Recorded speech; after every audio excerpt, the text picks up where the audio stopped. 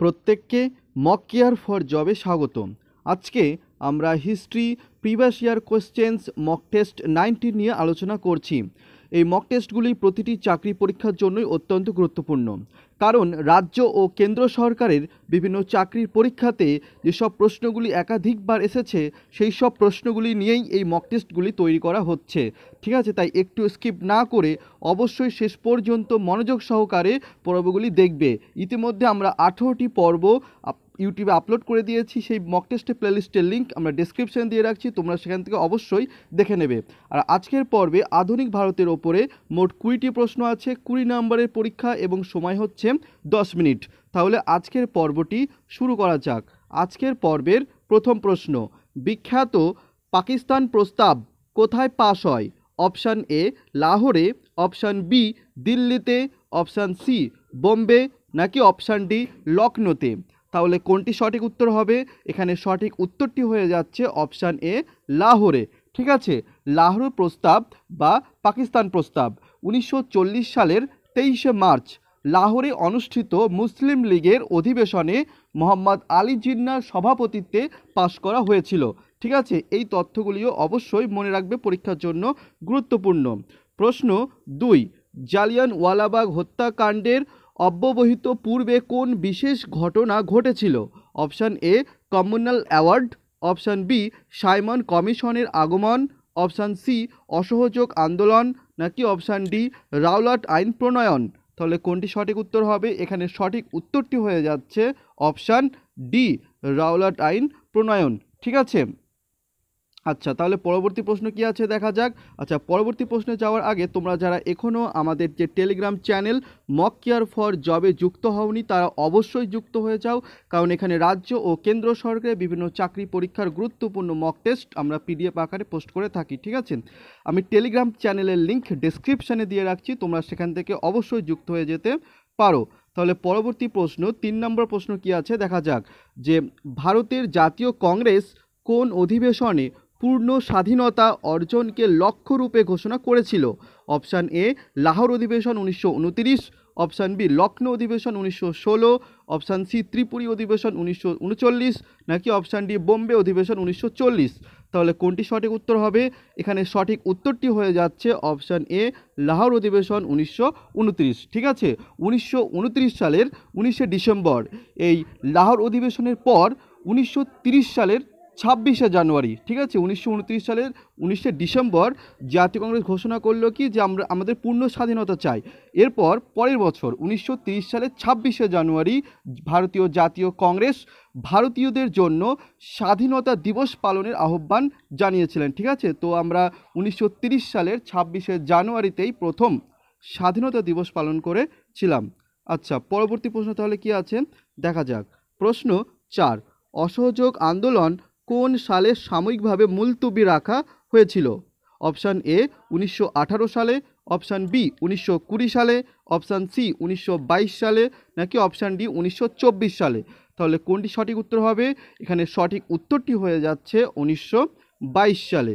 ঠিক আছে, আচ্ছা, অসহযোগ আন্দোলন মহাত্মা গান্ধী ও ভারতীয় জাতীয় কংগ্রেস 1920 সালে প্রথম শুরু করেন। ঠিক আছে, তবে 1922 সালে উত্তরপ্রদেশের গোরক্ষপুর জেলার যে চৌরি চৌরাতে হিংসাত্মক পরিস্থিতি তৈরি হয়েছিল, তার জন্য গান্ধীজি কিন্তু এই অসহযোগ আন্দোলনটি প্রত্যাহার করে নিয়েছিলেন। ঠিক আছে, তাহলে 1920 সালে প্রথম শুরু হচ্ছে, এরপর গান্ধীজি কী করলেন 1922 সালে আন্দোলনটিকে প্রত্যাহার করে নিলেন। তাহলে প্রথম পর্বের যে অসহযোগ আন্দোলন সেটি চলল 1920 থেকে 1922 সাল পর্যন্ত। এরপর 1930 সালে, ঠিক আছে, 1930 সালে গান্ধীজি পুনরায় এই অহিংস গণ আন্দোলন শুরু করেছিলেন এবং 1934 সাল পর্যন্ত চলেছিল। অর্থাৎ তাহলে এই যে অসহযোগ আন্দোলন যে দ্বিতীয় পর্ব বলা যেতে পারে সেটি তাহলে চলল 1930 সাল থেকে 1934 সাল পর্যন্ত। প্রশ্ন 5, ভারতীয় জাতীয় কংগ্রেসের কোন অধিবেশনে প্রথমবার বন্দে মাতরম গানটি গাওয়া হয়? অপশান এ 1920 অধিবেশনে, অপশান বি 1906 অধিবেশনে, অপশান সি 1896 অধিবেশনে, নাকি অপশান ডি 1922 অধিবেশনে? তাহলে কোনটি সঠিক উত্তর হবে? এখানে সঠিক উত্তরটি হয়ে যাচ্ছে অপশান সি 1896 অধিবেশনে। ঠিক আছে, 1896 কলকাতা অধিবেশনে এই বন্দে মাতরম গানটি গাওয়া হয়েছিল। আচ্ছা, বন্দে মাতরম গানটি রবীন্দ্রনাথ ঠাকুর প্রথম এই অধিবেশনে গেয়েছিলেন। ঠিক আছে, বন্দে মাতরম গানটি 1874 সালে বঙ্কিমচন্দ্র চট্টোপাধ্যায় লিখেছিলেন এবং তার যে বিখ্যাত আনন্দমঠ উপন্যাস রয়েছে সেই আনন্দমঠ উপন্যাসে 1882 সালে প্রথম প্রকাশিত হয়েছিল। ঠিক আছে, আচ্ছা তাহলে পরবর্তী প্রশ্ন কি আছে দেখা যাক।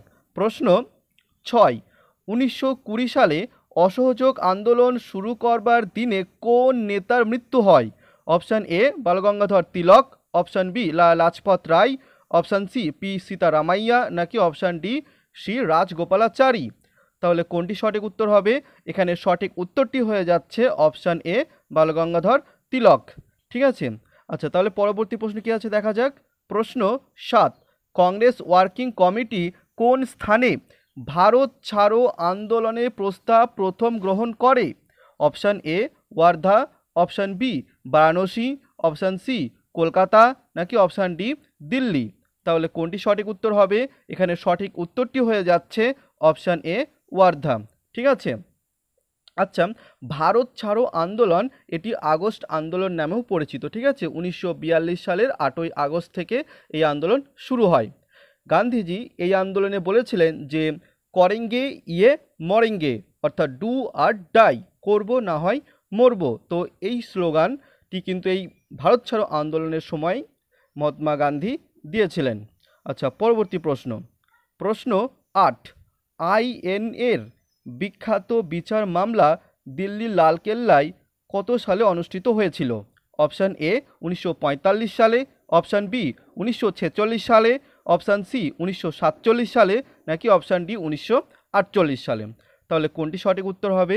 এখানে সঠিক উত্তরটি হয়ে যাচ্ছে অপশান এ 1945 সালে। ঠিক আছে, আইএনএ অর্থাৎ ইন্ডিয়ান ন্যাশনাল আর্মি, এটি আজাদ হিন্দ ফৌজ নামেও পরিচিত। 1942 সালে ক্যাপ্টেন মোহন সিং আইএনএ প্রতিষ্ঠা করেছিলেন। ঠিক আছে, এরপর সুভাষচন্দ্র বসু আজাদ হিন্দ ফৌজের অর্থাৎ ইন্ডিয়ান ন্যাশনাল আর্মির দায়িত্ব নেয় এবং এটিকে শক্তিশালী করে গড়ে তোলেন। ঠিক আছে, আচ্ছা তাহলে পরবর্তী প্রশ্ন কি আছে দেখা যাক। প্রশ্ন 9, অস্থায়ী আজাদ হিন্দ সরকার কোথায় গঠিত হয়েছিল? অপশান এ রোমে, অপশান বি বার্লিনে, অপশান সি টোকিওতে, নাকি অপশান ডি সিঙ্গাপুরে? তাহলে কোনটি সঠিক উত্তর হবে? এখানে সঠিক উত্তরটি হয়ে যাচ্ছে অপশান ডি সিঙ্গাপুরে। ঠিক আছে, 1943 সালের 21শে অক্টোবর সিঙ্গাপুরে নেতাজি সুভাষচন্দ্র বসু আজাদ হিন্দ সরকার গঠন করেন এবং তিনি এই সরকারের রাষ্ট্রপ্রধান, প্রধানমন্ত্রী ও যুদ্ধমন্ত্রী হন। ঠিক আছে, আচ্ছা পরবর্তী প্রশ্ন, প্রশ্ন 10, গদর পার্টি প্রতিষ্ঠাতা করেছিলেন কে? Option A Lajpat Rai, option B Lala Hardayal, option C Bhagat Singh, নাকি অপশান ডি কুনওয়ার সিং? তাহলে কোনটি সঠিক উত্তর হবে? এখানে সঠিক উত্তরটি হয়ে যাচ্ছে অপশান বি লালা হরদয়াল। ঠিক আছে, আচ্ছা পরবর্তী প্রশ্ন, প্রশ্ন 11, 1932 সালে অল ইন্ডিয়া হরিজন সমাজ প্রতিষ্ঠা করেছিলেন কে? Option A C R Das, option B Subhashchandra Basu, option C Jawaharlal Nehru, নাকি option D M K Gandhi? তাহলে কোনটি সঠিক উত্তর হবে? এখানে সঠিক উত্তরটি হয়ে যাচ্ছে option D M K Gandhi. প্রশ্ন 12, 1942 সালের ভারত ছাড়ো আন্দোলনকে ব্যাখ্যা করেন কে এই বলে যে by far the most serious rebellion since 1857? Option A viceroy Lord Linlithgow, option B Franklin Roosevelt, option C Chiang Kai Shek, নাকি অপশান ডি উইনস্টন চার্চিল? তাহলে কোনটি সঠিক উত্তর হবে? এখানে সঠিক উত্তরটি হয়ে যাচ্ছে option A viceroy Lord Linlithgow. ঠিক আছে, আচ্ছা পরবর্তী প্রশ্ন তাহলে কি আছে দেখা যাক। প্রশ্ন 13, সুভাষচন্দ্র বোস প্রতিষ্ঠিত রাজনৈতিক দল ছিল option A Indian freedom party, option B Azad Hind Fauj, option C revolutionary front, নাকি অপশান ডি ফরওয়ার্ড ব্লক? তাহলে কোনটি সঠিক উত্তর হবে? এখানে সঠিক উত্তরটি হয়ে যাচ্ছে অবশ্যই অপশান ডি, ফরওয়ার্ড ব্লক। ঠিক আছে, 1939 সালে সুভাষচন্দ্র বসু এই ফরওয়ার্ড ব্লক রাজনৈতিক দলটি প্রতিষ্ঠা করেছিলেন। প্রশ্ন 14, মুসলিম লীগ মাউন্ট ব্যাটেন পরিকল্পনা গ্রহণ করেছিলেন কেননা অপশান এ মুসলিমদের স্বতন্ত্র নির্বাচন গৃহীত হয়েছিল, অপশান বি এই পরিকল্পনা কংগ্রেস কর্তৃক গৃহীত হয়নি, অপশান সি পাকিস্তান গঠনের বিষয়টি মেনে নেওয়া হয়েছিল, নাকি অপশান ডি মুসলিম লীগকে স্বীকৃতি দিয়েছিল। তাহলে কোনটি সঠিক উত্তর হবে? এখানে সঠিক উত্তরটি হয়ে যাচ্ছে অপশান সি, পাকিস্তান গঠনের বিষয়টি মেনে নেওয়া হয়েছিল। ঠিক আছে, আচ্ছা পরবর্তী প্রশ্ন। প্রশ্ন 15, ঢাকা অনুশীলন সমিতি কে প্রতিষ্ঠা করেন? Option A Prafulla Chaki, option B Pulin Das, option C S N Sanyal, নাকি অপশান ডি যতীন্দ্রনাথ মুখার্জি। তাহলে কোনটি সঠিক উত্তর হবে? এখানে সঠিক উত্তরটি হয়ে যাচ্ছে অপশান বি পুলিন দাস। ঠিক আছে, আচ্ছা পরবর্তী প্রশ্ন। প্রশ্ন 16, কে সত্যশোধক সমাজ প্রতিষ্ঠা করেন? Option A B R Ambedkar, option B Gopal Hari Deshmukh, option C Shri Narayana Guru, নাকি অপশান ডি জ্যোতিবা ফুলে। তাহলে কোনটি সঠিক উত্তর হবে? এখানে সঠিক উত্তরটি হয়ে যাচ্ছে অপশান ডি জ্যোতিবা ফুলে। আচ্ছা, ইতিমধ্যে আমরা ইতিহাসের 18টি মক টেস্ট আপলোড করেছি। সেই ইতিহাসের প্লেলিস্টের লিঙ্ক আমি ডেসক্রিপশানে দিয়ে রাখছি, তোমরা সেখান থেকে অবশ্যই দেখে নেবে, কারণ প্রতিটি প্রশ্নই বিভিন্ন চাকরি পরীক্ষাতে একাধিকবার এসেছে। ঠিক আছে, আচ্ছা পরবর্তী প্রশ্ন।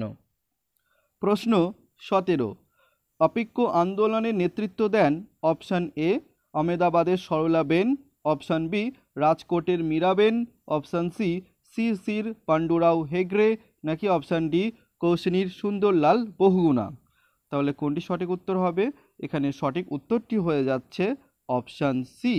ঠিক আছে, সির পাণ্ডুরাও হেগড়ে তিনি এই অপিক্য আন্দোলনের নেতৃত্ব দিয়েছিলেন। ঠিক আছে, 1983 সালে কর্ণাটকে এই আন্দোলন শুরু হয়েছিল। মূলত দক্ষিণ পশ্চিম ভারতের পশ্চিমঘাট পর্বত রক্ষার জন্য এই আন্দোলন শুরু করা হয়।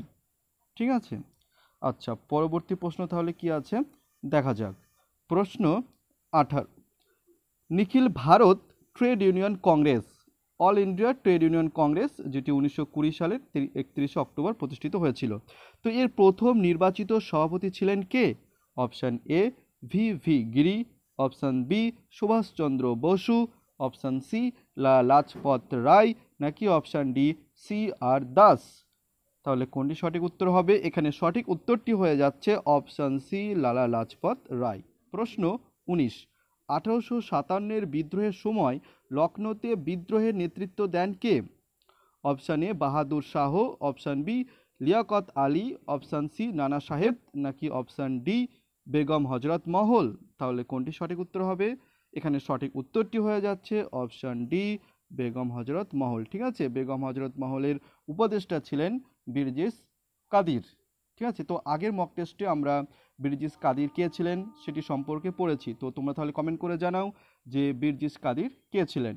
ঠিক আছে, আচ্ছা পরবর্তী প্রশ্ন। প্রশ্ন 20, যে ইন্ডিয়ান ইন্ডিপেন্ডেন্স লীগ প্রতিষ্ঠা করেন? Option A Balgangadhar Tilak, option B Subhash Chandra Bose, option C Chittaranjan Das, নাকি অপশান ডি রাসবিহারী বোস। তাহলে কোনটি সঠিক উত্তর হবে? এখানে সঠিক উত্তরটি হয়ে যাচ্ছে অপশান ডি রাসবিহারী বোস। ঠিক আছে, তাহলে সেই সঙ্গে আজকের মক টেস্টে 20টি প্রশ্ন এখানে শেষ হচ্ছে। প্রশ্নগুলি কেমন ছিল তা অবশ্যই তোমরা কমেন্ট করে জানাও, এবং পর্বটি হেল্পফুল মনে হলে অবশ্যই লাইক এবং প্রচুর পরিমাণে শেয়ার করবে। আর এই প্রকার আরও গুরুত্বপূর্ণ মক টেস্ট পাওয়ার জন্য আমাদের চ্যানেলটি অবশ্যই সাবস্ক্রাইব করে নাও এবং পাশে থাকা বেল আইকনটি অবশ্যই ক্লিক করে রাখবে। ঠিক আছে, আর হিস্ট্রি প্লেলিস্টের লিঙ্ক আমি ডেসক্রিপশনে দিয়ে রাখছি, তোমরা সেখান থেকে অবশ্যই পূর্বের পর্বগুলি দেখে নিতে পারবে। তাহলে দেখা হচ্ছে নেক্সট পর্বে।